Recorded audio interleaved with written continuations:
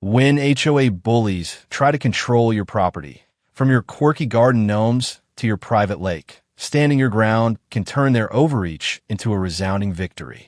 Welcome back, everyone, to another explosive episode where we expose the extreme lengths homeowners go to protect their rights.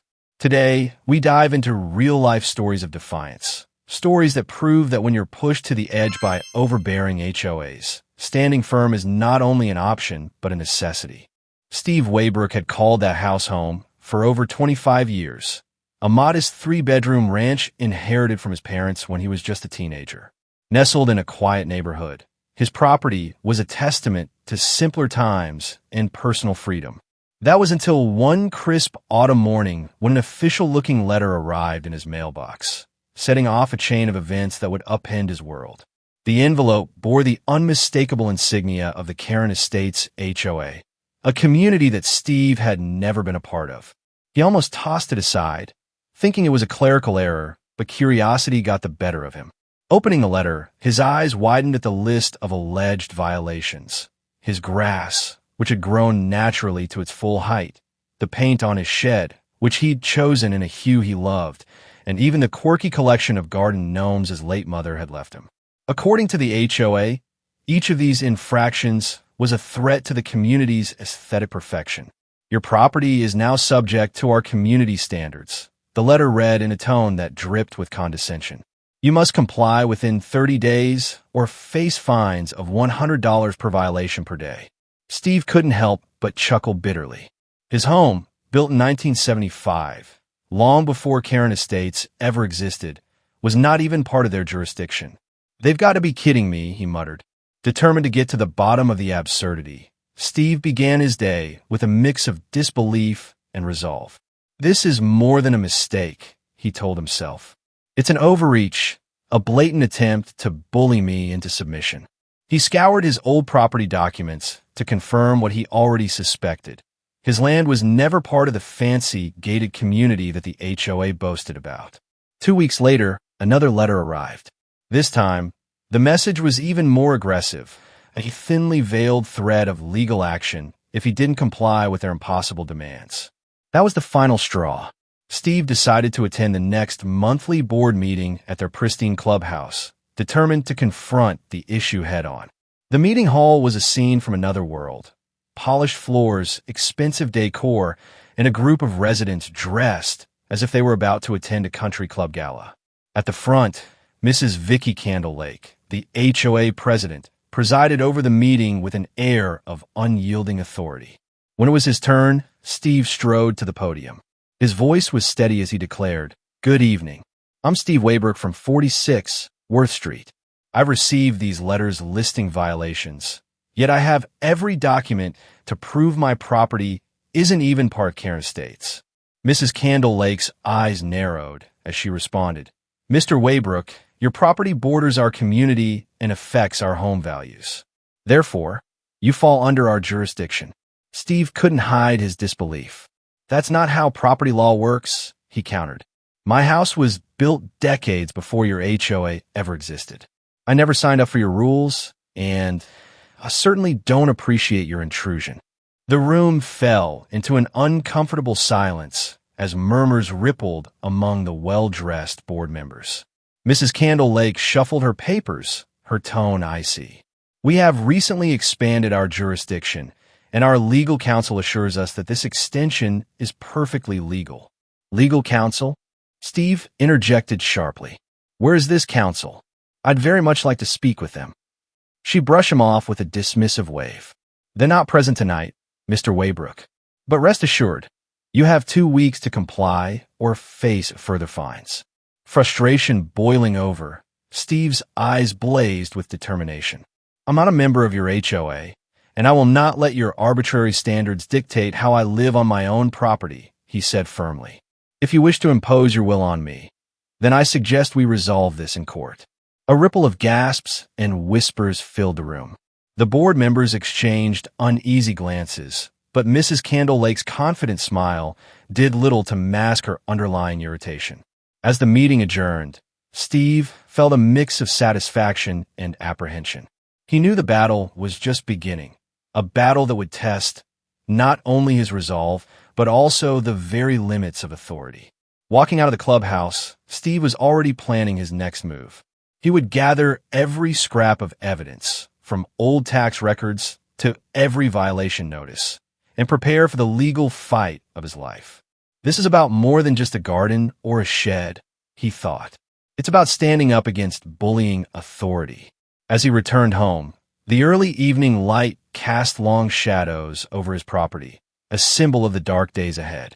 But Steve felt a spark of hope. In his heart, he knew that no one had the right to dictate his life or crush his individuality.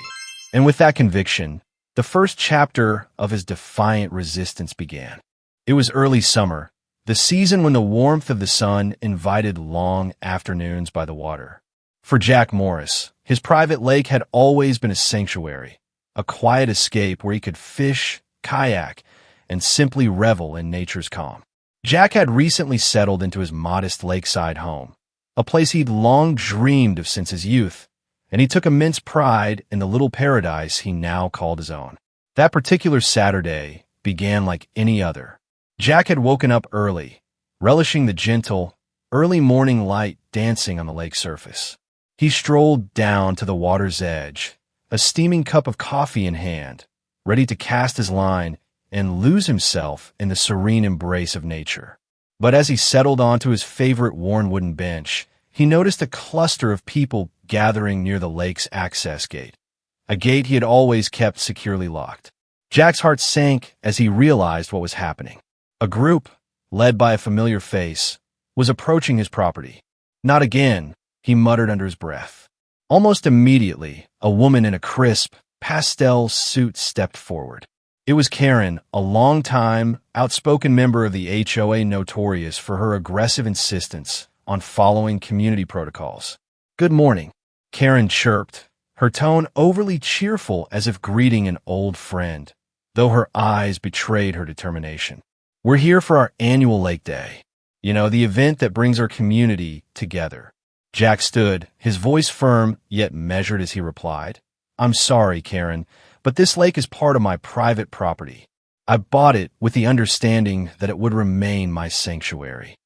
Karen's smile faltered for just a moment before she quickly recovered. "Oh, Jack, you misunderstand. The lake has been a central feature of our neighborhood for years. It's on your lot, but it also belongs to our community spirit. We pay fees that contribute to its maintenance, and the HOA has long encouraged its use for communal activities." Jack shook his head, his eyes narrowing. "The deed to my property clearly shows that the lake is included as a private amenity. I appreciate your community spirit, but I cannot let you or anyone else use my lake without my consent." The air crackled with tension as neighbors gathered around, some stepping back while others watched, torn between supporting Jack and the familiar call of communal tradition. A murmur rippled through the crowd as Karen persisted. "Jack, don't be difficult. Imagine the fun we could all have. There's enough space for everyone. Besides, it's tradition, a legacy that unites us." But Jack's voice was unwavering. "Traditions must be built on respect. I value our community, but I must also protect my rights as a property owner. I'm not going to let anyone trespass here just because you claim a piece of community that isn't yours to take." Karen's tone grew sharper. "You're being unreasonable, Jack. This isn't about property rights. It's about our shared heritage and the collective beauty of our neighborhood." At that moment, a couple of onlookers began to side with Jack. One neighbor, clearly fed up with the HOA's heavy-handed tactics, stepped forward. "Jack's right. We all know he paid a fair price for this property, and if he wants to keep his lake private, that's his right. You can't just force people to participate in your events." Karen's eyes flashed with frustration. "You don't understand. This lake is a symbol for us. It represents unity and pride. How can you deny the community this simple pleasure?" Jack took a deep breath and pulled out his phone. "I'm recording this conversation," he stated calmly, "not because I want to escalate things, but because I want everything to be clear. I have all my property documents, and I'm more than willing to show them if necessary." The conversation escalated quickly. Karen tried to edge closer to the locked gate, attempting to force it open, but Jack firmly blocked her path. Stop, Karen. This gate isn't for you to tamper with, he warned, his voice steady but laced with unmistakable authority. As voices rose, a couple of police officers arrived on the scene, alerted by concerned neighbors. One officer, after hearing both sides, approached Jack. "Sir, are you sure this property is entirely yours?" he asked, flipping through the documents Jack had on his phone. Jack nodded, confident. "Yes, officer. The paperwork is clear. I own every inch of this land, including the lake." Karen's face reddened as the officer confirmed Jack's claim. The officer then politely advised the group, "Since the property is private, I must ask you to vacate the premises immediately. We're here to ensure everyone's safety, not to take sides in disputes." With the police escorting the HOA group back to their community area, the tension began to dissipate, though a lingering undercurrent of discontent remained. Jack's neighbors approached him, some offering words of support, others expressing regret that a cherished tradition had to be challenged. Later that afternoon, as Jack sat by his beloved lake once more, he couldn't help but reflect on the events of the day. "This isn't about denying anyone a good time," he mused softly to himself. "It's about standing up for my rights and ensuring that community traditions are respected, not imposed." As the sun dipped low, casting a golden glow over the water, Jack resolved to ensure that his property would remain a place of peace, a private haven unmarred by the overreach of external authority. His resolve was firm, and he knew that this battle was just another chapter in the ongoing struggle to balance community spirit with individual rights. In the wake of all the property battles and defiant declarations, another unexpected confrontation was about to flare up, this one not over lawns or lakes, but over the very appliances that kept the household running. It all began on an otherwise unremarkable autumn day when Linda Parker's peaceful routine was shattered by the aftermath of a house fire. Linda had inherited the modest family home from her parents, a place filled with memories of laughter and togetherness. Although the fire had ravaged parts of the house, the damage had been contained. The structure was salvageable, and the appliances, those trusty kitchen and laundry workhorses, had survived, albeit with a few scars. The incident, traumatic as it was, left the family grappling with insurance claims and repairs. Amidst this chaos, one nagging issue loomed large: the home appliance service plan. For years, Linda's parents had subscribed to a monthly appliance service plan, a safety net that promised repairs or replacements for any malfunctioning device. With the house now in a state of disrepair, the family saw an opportunity to cancel the plan and save on unnecessary expenses. Linda, acting as the spokesperson for her family, dialed the service center with cautious optimism. "Hello, this is Linda Parker. I'm calling regarding our appliance service plan. We recently experienced a house fire, and while our appliances were damaged, they're still functional.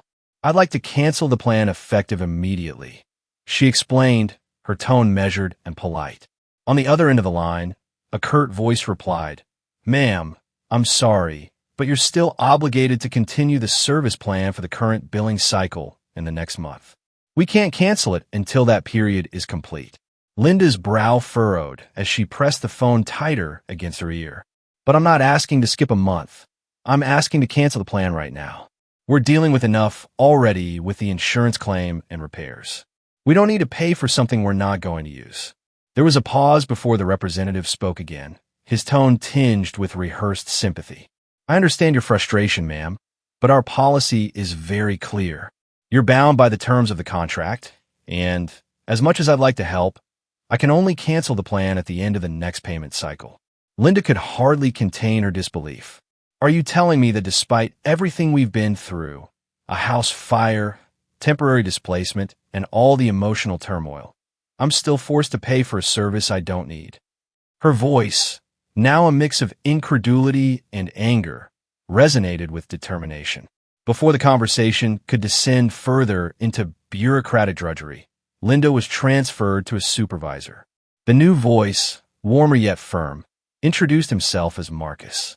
"Miss Parker, I've reviewed your case. I can see that your situation is unique. Let me ask you, how long have you been with us?" "Since before the fire," Linda replied sharply. and never once have I missed a payment.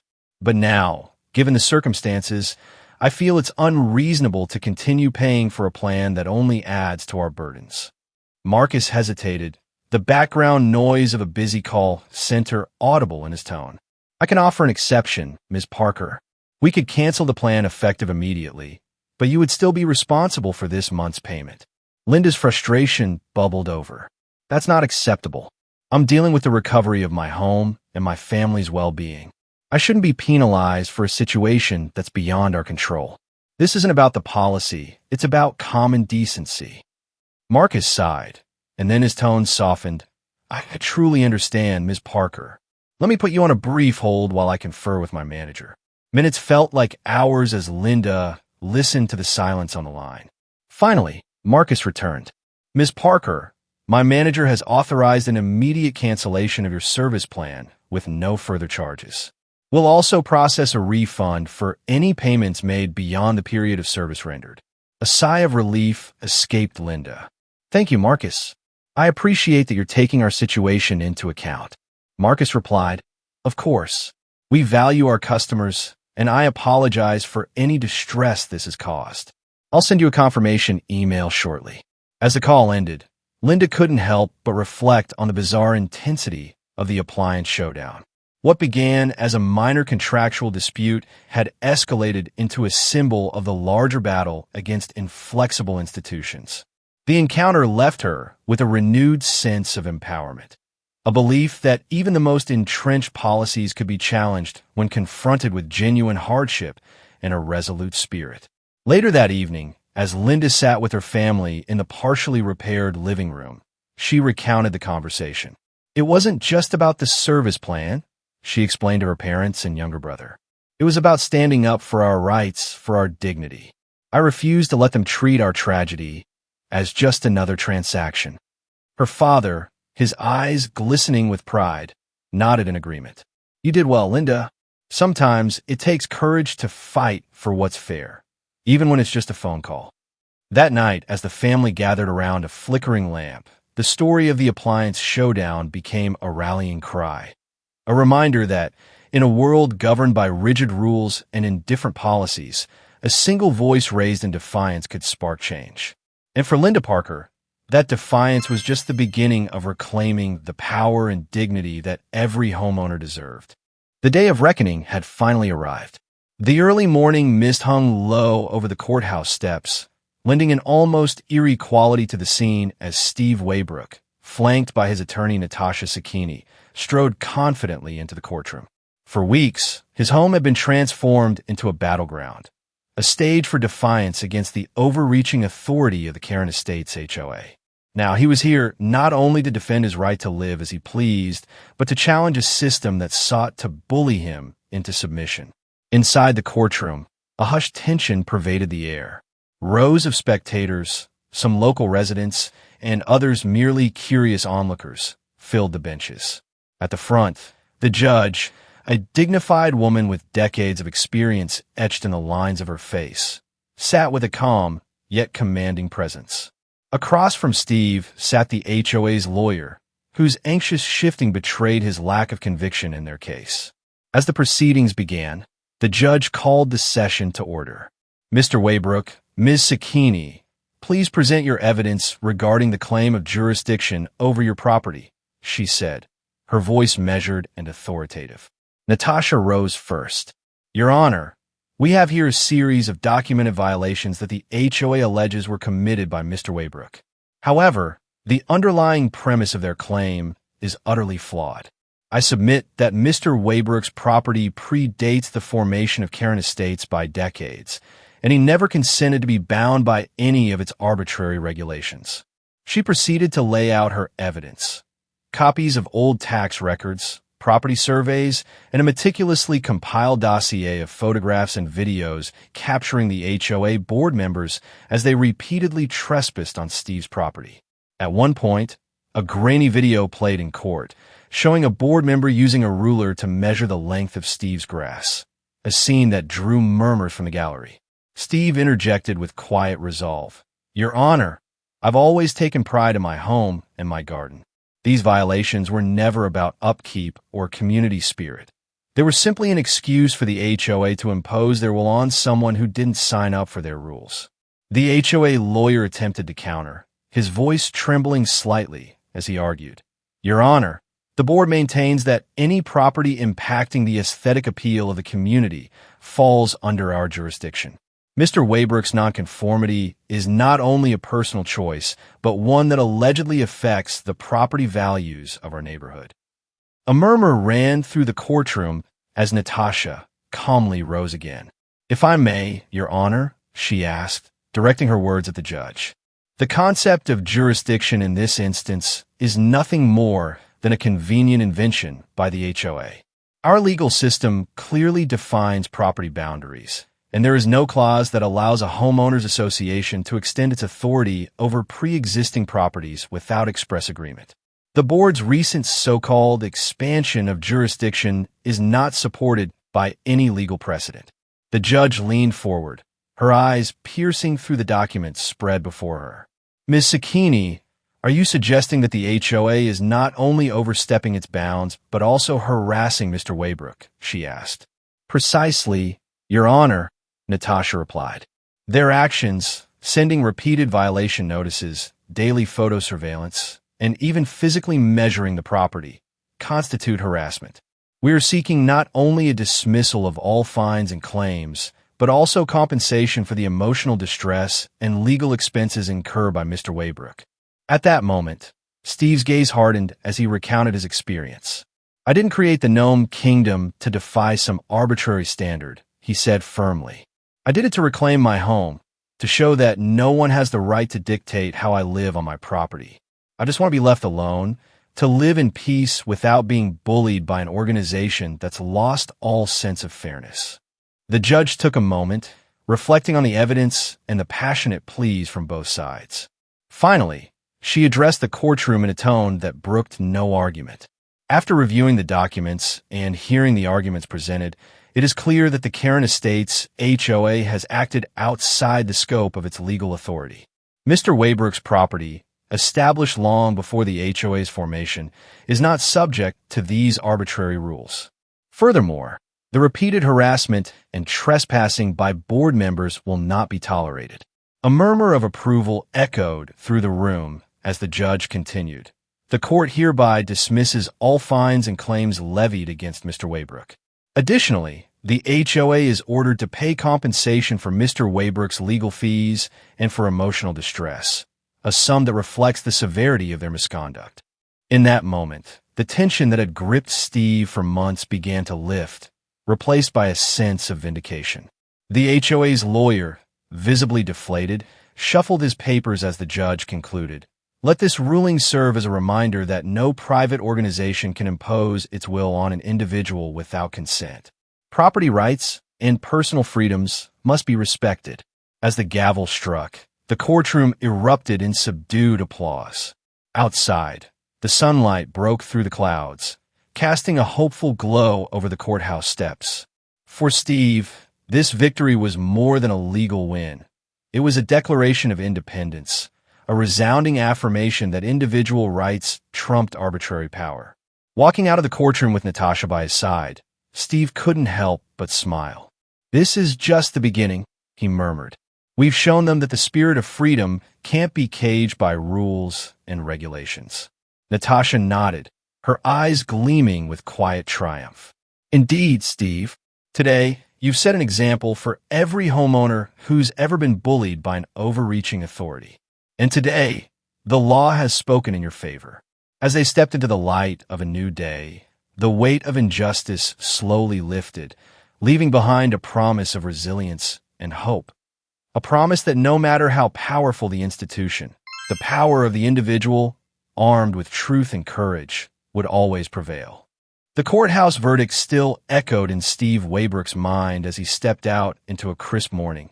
The victory tasted both sweet and sobering. Over the past several months, the battles, each as personal as they were public, had shaken the foundations of the Karen Estates HOA. Now, with the judge's ruling resonating like a clarion call for justice, the community braced itself for a new era. In a quiet neighborhood cafe that morning, neighbors gathered to exchange stories and discuss what had transpired. Jack Morris, the man who had fiercely defended his private lake, leaned forward over his coffee, his eyes alight with determination. "I never thought standing my ground would lead to this kind of change," he said, his voice low but filled with hope. "But when you look around, you can see that the HOA isn't untouchable anymore." Linda Parker, still recovering from her own appliance showdown, nodded emphatically. "I've learned that even the smallest battles can ripple into something greater." My call to cancel that service plan, it wasn't just about saving money, it was about demanding respect. "They can't treat us like numbers in a contract," she remarked, glancing around the table as if to ensure everyone felt the truth of her words. Meanwhile, at Steve's old house, now an unofficial symbol of defiant independence, the Gnome Kingdom stood proudly amid a riot of vibrant colors and playful arrangements. The hot pink shed and the towering inflatable dragon, Spike, had become icons of resistance. One neighbor, Sarah, who had once hesitated at the sight of the extravagant decorations, now admitted, "I used to think it was all a bit much.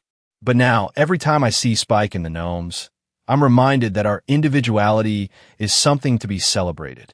The local media had caught wind of these events, turning what was once a dispute into a movement. Headlines blared, "HOA overreach meets homeowner defiance," and "Community rises against bullying board." And with each passing day, more residents found their voices, united by the belief that personal freedom was non-negotiable. Late one afternoon, as a neighborhood barbecue gathered momentum in the community park, a symbolic gesture of reconciliation and newfound solidarity, Steve found himself at the center of a heartfelt conversation with several former members of the HOA board. One of them, a soft-spoken man named Tom, confessed, "I was part of the old board, and I now see how blind we were to the rights of the individual. Your courage made me question everything." Steve, still modest about his achievements, replied, "I never set out to be a hero. I just want to live my life on my own terms. But if this helps inspire others to stand up for their rights, then maybe all our struggles weren't in vain." As the sun began to dip below the horizon, casting a warm glow over the gathering, a spirited dialogue unfolded among the residents. A young couple, fresh from moving into the neighborhood, voiced their gratitude. "We moved here thinking we were getting the charm of community living. Now we know it means community with respect. Respect for our privacy and our freedom to be ourselves." Across the park, Linda's phone buzzed with messages of support. One message read, "Your determination in the face of absurd policies reminded me that change is possible. Thank you for fighting for us all." The simple words carried a weight that was felt by every homeowner who had endured the relentless harassment of arbitrary rules. In a quieter moment later that evening, Jack and Steve met by the edge of the lake. The water, reflecting the last rays of sunlight, seemed to whisper promises of peace. Jack broke the silence, saying, "You know, Steve, today isn't just about winning a court case. It's about reclaiming our lives from an institution that thought it could dictate our every move." Steve smiled, the memory of every challenging moment softening into a quiet resolve. "Absolutely. We've shown that when we stand together, our voices are too powerful to be silenced. This victory, our victory, is a beacon for everyone who's ever felt oppressed by unfair rules." As the barbecue wound down and the stars began to the twilight sky, a palpable sense of unity and liberation settled over the neighborhood. The old, overreaching HOA had been forced to reckon with its mistakes, and a new board, more attuned to the needs and rights of the residents, was already taking shape. In that final moment of the day, as laughter mingled with the gentle night breeze, it was clear that this was more than just the end of a legal battle. It was the beginning of a community reborn, a community where creativity, respect, and the fierce defense of personal freedom were the true measures of value. And for every homeowner, the promise was simple: your property, your rules, and above all, your right to live unburdened by unreasonable authority. If you believe in defending your rights and protecting your sanctuary, remember, you are never alone in your fight. Every act of defiance, every moment of resistance, brings us one step closer to a fairer world. Subscribe to our channel and hit that like button to support more stories of courage and triumph over injustice. Stand strong, stay united, and let your voice be heard, because no one should ever be bullied out of their own home.